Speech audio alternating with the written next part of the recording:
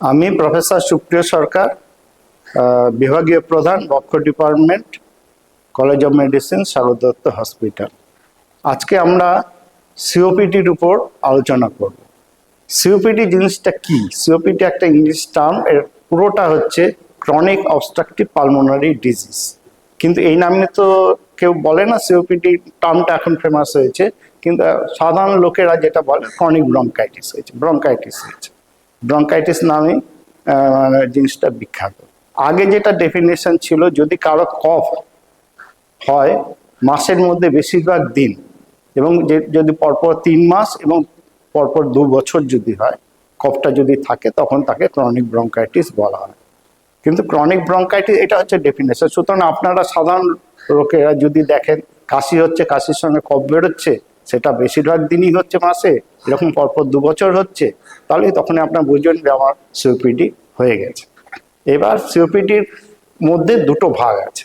একটা হচ্ছে যেমন ক্রনিক ব্রঙ্কাইটিস, যেটা আমি বললাম, সেটা হচ্ছে যে আমাদের ক্লিনিক্যাল ডায়াগনোসিস, যে এই কফ হচ্ছে, কফ তার সঙ্গে কফের সঙ্গে কিছু প্রোডাকশন হচ্ছে, বা যেটা আমরা বলি যে এক্সপেক্টোরেশন হচ্ছে। আর 2 নম্বর শ্বাসকষ্ট। শ্বাসকষ্টটা যদি হয়, তার সঙ্গে শ্বাসকষ্টটা, এই দুটোই হচ্ছে লক্ষণ ক্লিনিক্যাল। আরেকটা হচ্ছে এমফাইসিমা। এমফাইসিমা যেটা, সেটা হচ্ছে লাংটা ফুলে যাচ্ছে আস্তে আস্তে, মানে লাংসের মধ্যে এয়ারটা ঢুকছে কিন্তু বেরোতে পারছে না। কারণ কি, যে শ্বাসনালী যেটা আছে সেটা অবস্ট্রাকশন হয়ে যাচ্ছে, মানে ন্যারো হয়ে যাচ্ছে। এবং ন্যারো হওয়ার জন্য কি হচ্ছে, কোনো রকম করে অ্যাক্টিভলি আমরা যখন শ্বাস নিই সেটা অ্যাক্টিভলি করি, এবং শ্বাসটা ছাড়ি কিন্তু প্যাসিভলি। তার ফলে আমাদের শ্বাসের সঙ্গে সঙ্গে হাওয়াটা ঢুকছে কিন্তু পুরোটা বেরোতে পারছে না। তার ফলে কি হচ্ছে, লাংটা আস্তে আস্তে ফুলে যায়, তার ফলেও শ্বাসকষ্টই হয়। এখানে শ্বাসকষ্টটাই মেন প্রেজেন্টেশন। আর আমরা সিওপিডি যেটা বলি, সিওপিডির আরেকটা আছে, তাহলে একটা হচ্ছে সিমটম আছে, আরেকটা হচ্ছে, সেটা পরে আসছি, আর হচ্ছে সিওপিডি বলতে আরেকটা হচ্ছে লাং ফাংশন। লাং ফাংশন করে যদি দেখা যায় এয়ারওয়ে অবস্ট্রাকশন হচ্ছে বা অবস্ট্রাকটিভ এয়ারওয়ে ডিজিজ হচ্ছে, সেখানে দুটো প্যারামিটার আছে, একটা এপিভি1 এফবিসি। যদি এপিভি1 এফবিসি রেশিও যদি 70-র নিচে যায়, তখন আমরা এটাকে সিওপিডি বলি। এবং এর সঙ্গে এই যে আমরা কতগুলো বললাম, এর সঙ্গে আরেকটা জিনিস ইম্পর্টেন্ট, সেটা হচ্ছে রিস্ক ফ্যাক্টর। মানে রিস্ক ফ্যাক্টর আছে কিনা। রিস্ক ফ্যাক্টরের মধ্যে প্রথম রিস্ক ফ্যাক্টরই হচ্ছে আমাদের যেটা স্মোকিং, বিড়ি হোক, সিগারেট হোক, মানে ধূমপান যারা করবে তাদের মধ্যে সিওপিডির সম্ভাবনা বেশি। এবং ধূমপানটা কত বছর করছে, কত দিন ধরে করছে, কত বছর বয়সে স্টার্ট করেছে, এগুলো ইম্পর্টেন্ট। আরেকটা হচ্ছে একটা জেনেটিক ফ্যাক্টর থাকছে। জেনেটিক ফ্যাক্টরে কতগুলো জিন আছে, সেই জিনিসগুলো দিয়ে হয়, এবং সেখানে অনেক সময় ফ্যামিলি হিস্ট্রি পাওয়া যেতে পারে। আর ইম্পর্টেন্ট হচ্ছে যেটা এয়ার পলিউশন। এয়ার পলিউশনটা খুব ইম্পর্টেন্ট। এখন তো আমরা দেখতেই পাচ্ছি আমাদের কলকাতায় এয়ার পলিউশন কম নয়, দিল্লিতে প্রচার পায়, কিন্তু কলকাতার এয়ার পলিউশন মোটেই কম। এয়ার পলিউশন আরেকটা বড় ফ্যাক্টর, যে এয়ারে যে কণিকাগুলো আছে সেগুলো। আর যেগুলো সাধারণ যে সমস্তগুলো আছে, জেনেটিক ফ্যাক্টর তো আমি আলোচনা করলামই। আর কতগুলো আছে, যেমন ভাইরাল ইনফেকশন যদি রিপিটেডলি হয়, তখন অনেক সময় হয়। আরেকটা হচ্ছে অ্যাজমাগুলো, যে অ্যাজমা পেশেন্টগুলো, সেগুলো আলটিমেটলি কিছু পেশেন্ট অ্যাজমা যারা আলটিমেটলি সিওপিডিতে চলে যায়। আরেকটা বর্তমানে এখন বলছে টিবি পেশেন্টগুলো অনেক সময় সিওপিডিতে চলে যায়। সুতরাং এগুলো, এই কারণগুলো যদি আমরা থাকে, তাহলে আমরা সিওপিডি ডায়াগনোসিস করি। তাহলে সিওপিডি ডায়াগনোসিস একটা হচ্ছে সিমটমগুলো যেগুলো বললাম, আরেকটা হচ্ছে স্পাইরোমেট্রি করে বা লাং ফাংশন যেটা আমরা করি সেটা, আর একটা হচ্ছে রিস্ক ফ্যাক্টরগুলো আইডেন্টিফাই করলে আমরা সিওপিডি ডায়াগনোসিস করছি।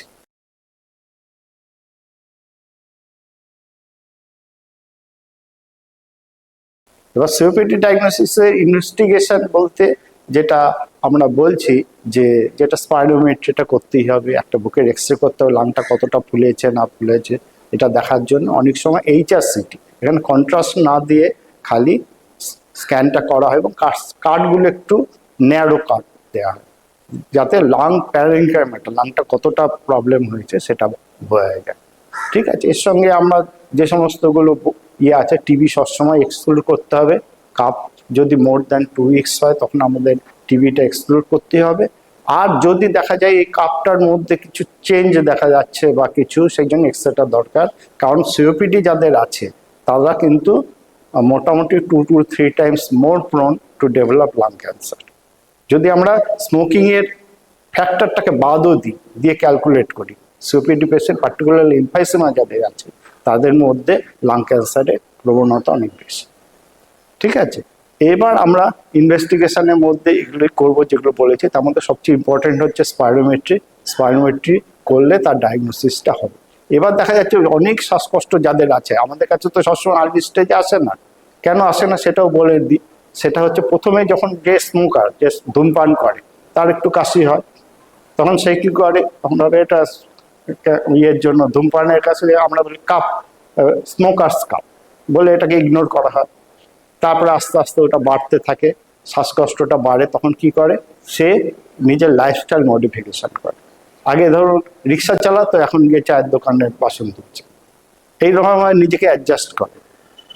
তারপরে কি হচ্ছে, তারপরে আস্তে আস্তে যখন সিওপিডিটা আরো বাড়ছে, তখন কি হচ্ছে যে পালমোনারি সার্কুলেশনও চেঞ্জ হচ্ছে, যে ব্লাডগুলো লাংসের মধ্যে যাচ্ছে সেগুলোতেও চেঞ্জ হচ্ছে, এবং লাংসের মধ্যে তার ফলে কি হচ্ছে আলটিমেটলি ব্যাক, আমাদের লাংসের ব্যাকে কি আছে, রাইট ভেন্ট্রিকল, রাইট সাইডের হার্টটা, যদিও হার্টটা দুটো লাংসের মাঝখানে আছে, কিন্তু উল্টোটা হয়, যেমন লাংসের পেছনেই আছে রাইট হার্ট এবং সামনেই আছে লেফট হার্ট।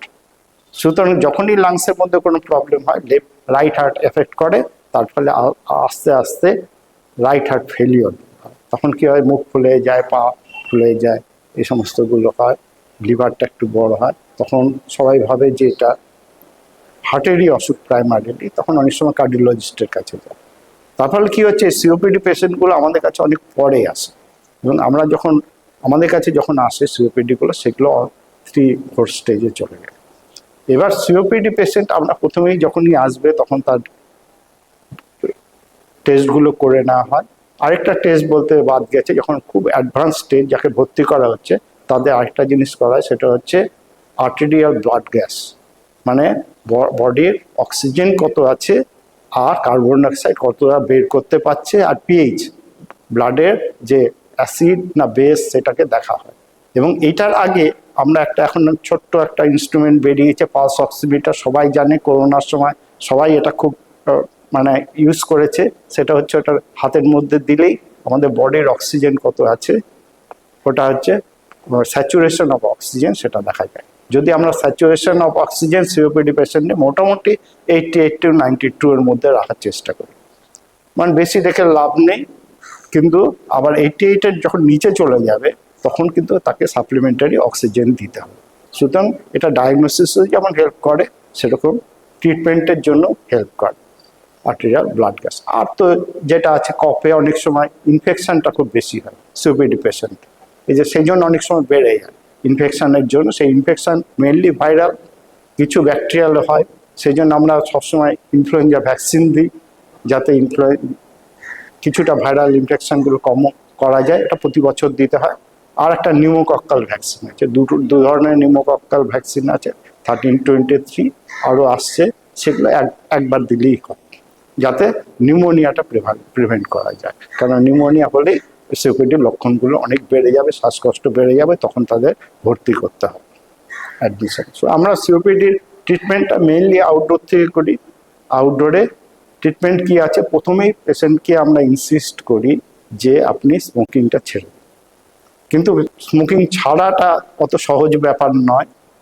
অনেক ওষুধ আছে, যেমন টোবাকো আছে, নিকোটিন গাম আছে, নিকোটিন আছে, কিন্তু এগুলোতে অনেক সময় প্রবলেম হয়। সবচেয়ে বেশি ইম্পর্টেন্ট হচ্ছে যে আমরা মনের জন্য প্রথম 2 সপ্তাহ পার্টিকুলারলি প্রচণ্ড পরিমাণে অস্বস্তি হয় যারা অনেক দিন ধরে স্মোক করছে, কিন্তু সেই সময়টা যদি মনের জোর দিয়ে তারা করতে পারে, যে আমি বলি যে আপনার স্মোকিং না ছাড়লে কিন্তু এরপরে আস্তে আস্তে হার্ট ফেলিওর হবে, অন্য সমস্যা দেখা যাবে। আলটিমেটলি সিওপিডি পেশেন্ট যেটা প্রবলেম হয়, হার্টের রোগ যারা আছে তার হার্ট অ্যাটাক হলেও মরে গেল, এত সহজ ব্যাপারটা। কিন্তু সিওপিডি পেশেন্টদের এরা সারা জীবন শ্বাসকষ্ট ভুগবে, এবং শ্বাসকষ্ট জিনিসটাকে আমি অক্সিজেন নিতে পারছি না লাংসের, সেই কষ্টটা কিন্তু সাংঘাতিক কষ্ট।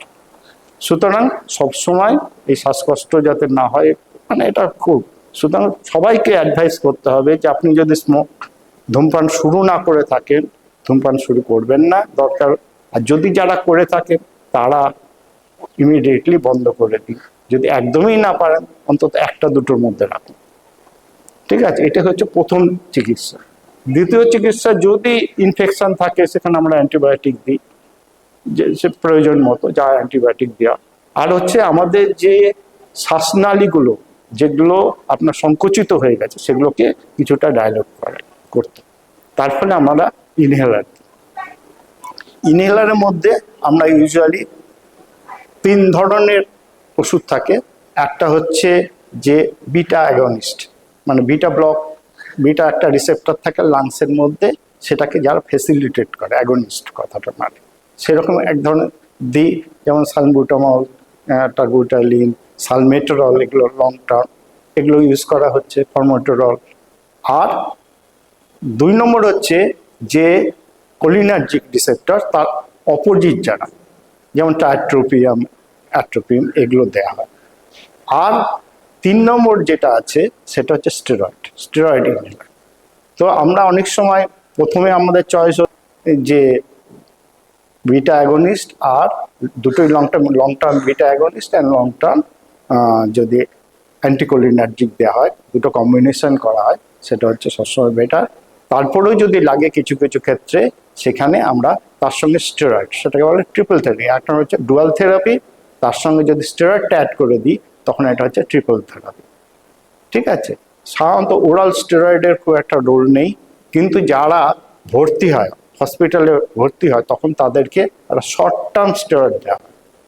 তাতে দেখা যায় শর্ট টার্ম স্টেরয়েড যদি আমরা ওরাল দিই, ওরাল মানে সিস্টেমিক, মানে হয় মুখে বা ইন্টারভেনাস দেওয়া হয়, তাতে দেখা যাচ্ছে তাদের হসপিটাল স্টেট অনেক কমে, আর্লি সিমটোমেটিক রিলিভ হয়। সেই জন্য একটা শর্ট, কিন্তু কখনোই লং টার্ম মানে সিস্টেমিক স্টেরয়েড দেওয়া উচিত নয়।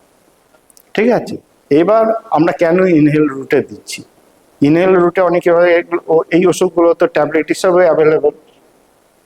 ট্যাবলেট যখন আমরা খাচ্ছি তখন এটা মুখে যাচ্ছে, পেটে যাচ্ছে, পেটের থেকে রক্তে যাচ্ছে, গোটা বডিতে ছড়াচ্ছে, তার মধ্যে আবার লাংসে আসছে। আর আমরা যেটা ইনহেল রুটে যখন দিচ্ছি তখন এটা ডাইরেক্টলি যাচ্ছে লাংসে, এবং লাংস থেকে ডাইরেক্টলি বেরিয়ে যাচ্ছে। এবং ইনহেলার দেওয়ার 2 রকম ইনহেলার আছে। একটা হচ্ছে ড্রাই পাউডার। ড্রাই পাউডার মানে পাউডারটাকে আমরা ইনহেল করছি, এটা খুব সহজে নেওয়া যায়, কিন্তু অনেক সময় একটা প্রেশার লাগে, সেই প্রেশারটা অনেকে দিতে পারে না, আর সাইড এফেক্টের কিছু প্রবলেম আছে।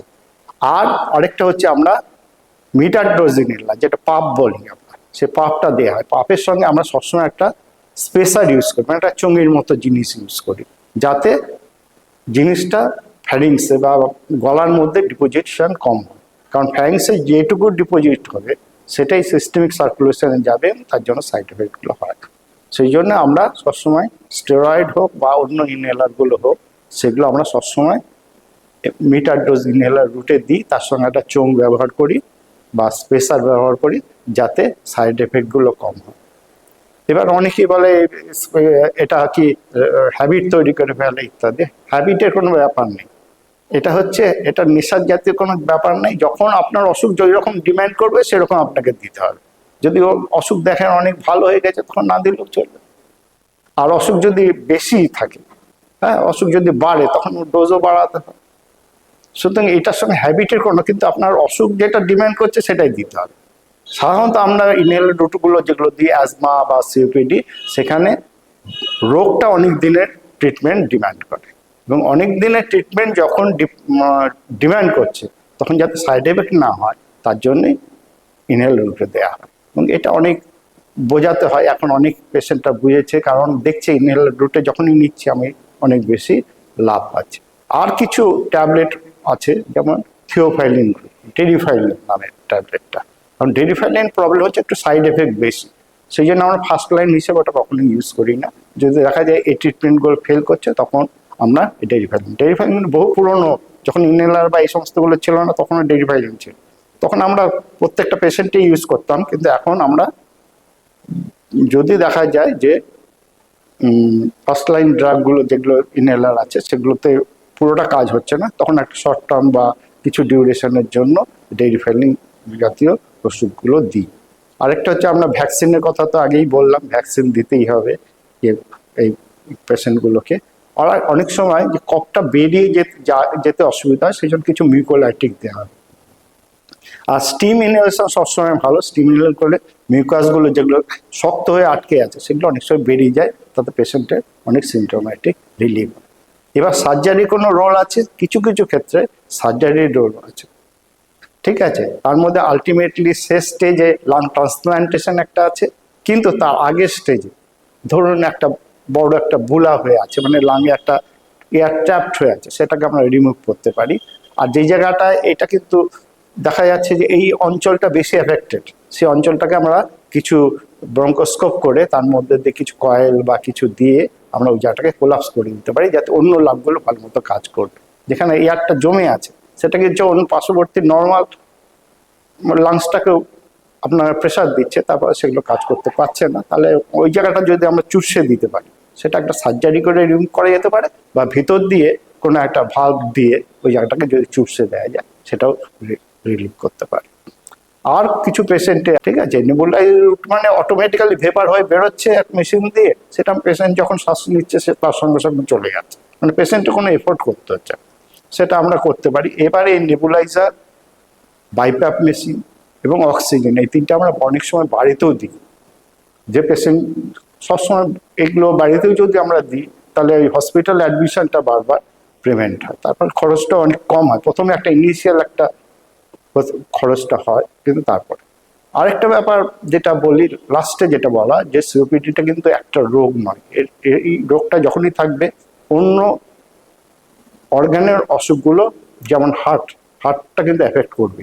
এটাকে বলেছে একটা রাইট হার্ট, লেফট হার্টটাও এফেক্ট করে, তারপরে হার্ট অ্যাটাক হয়। যেটা মনে বলে মায়োকার্ডিয়াল ইনফার্কশন। মায়োকার্ডিয়াল ইনফার্কশনের রেটটা বেশি। যদি আমরা স্মোকিং বা এই সমস্ত ফ্যাক্টরগুলো বাদ দিই, তাহলেও দেখা যাচ্ছে সিওপিডি পেশেন্টদের মধ্যে মায়োকার্ডিয়াল ইনফার্কশনের সম্ভাবনা বেশি। আর কি হয়, যেমন একটা যে বোনের মধ্যে যে ডেনসিটি, ক্যালসিয়ামের ডেনসিটি, সেটা আস্তে আস্তে কমে যায় অনেক সময়। আর সেরকম অনেক কিছু। আরেকটা হচ্ছে যেটা বললাম ক্যান্সারটা কিন্তু খুব বেশি হয়। সুতরাং আমরা যখনই একটা সিওপিডি পেশেন্টকে ট্রিটমেন্ট করব, তখন বা পেশেন্ট যখন আমাদের কাছে আসবে বা বাড়িতেও থাকবে, তখন এই কন্ডিশনটা মাথায় রাখতে হবে যে পেশেন্টের সিওপিডির সঙ্গে অ্যাসোসিয়েটেড অন্য, যেটাকে আমরা বলি কোমরবিডিটি, সে কোমরবিডিটি থাকতে পারে, তারও চিকিৎসা একসঙ্গে করতে হবে। নমস্কার।